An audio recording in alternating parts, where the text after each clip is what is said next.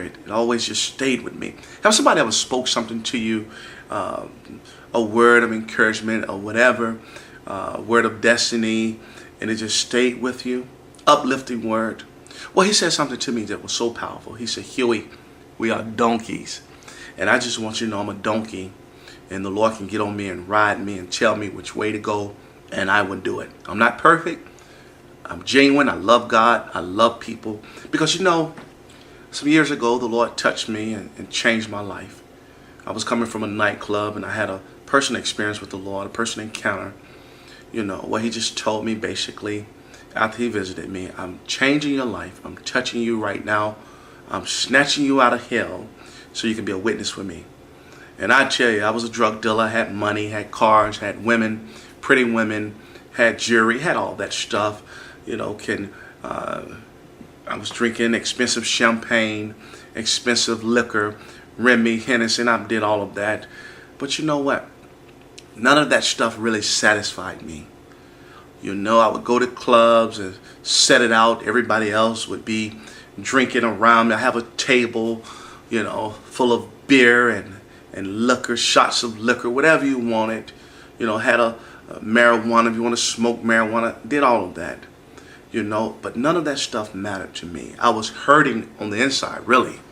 I was confused.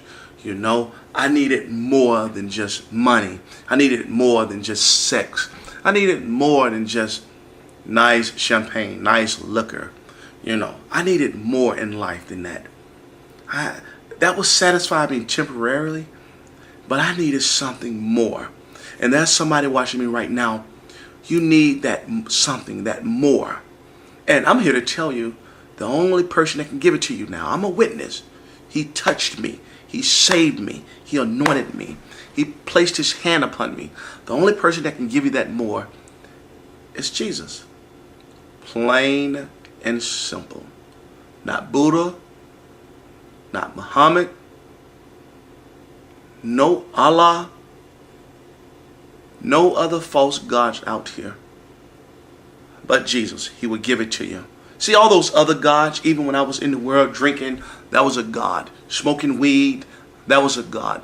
Tombstone powder, that was a god. Sex, that was a god. Selling drugs, all that stuff was the head of my life.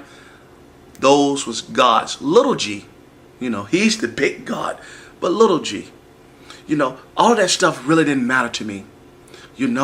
But I was serving it. But when Jesus touched my life, my life was never, ever the same. And you know what? All touches are different.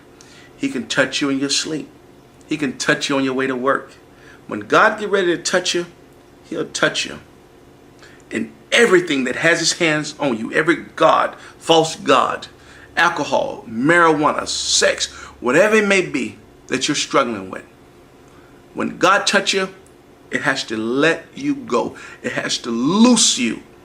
Now, you'll be tempted with these same things, but the Bible said we overcame by the word of our testimony and the blood of the Lamb. So always remember that. When Jesus touch you, he'll keep on touching you.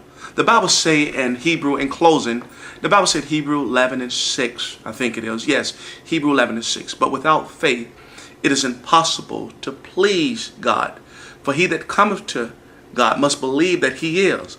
And you know what? That he's a rewarder of them that diligently seek him. When God touch you, you have to always be in seeking mode. The worst place anybody can be in, and I think the worst place the church is in right now, many churches in the U.S., many churches around the world, around this great country, they have stopped to a certain degree seeking Jesus.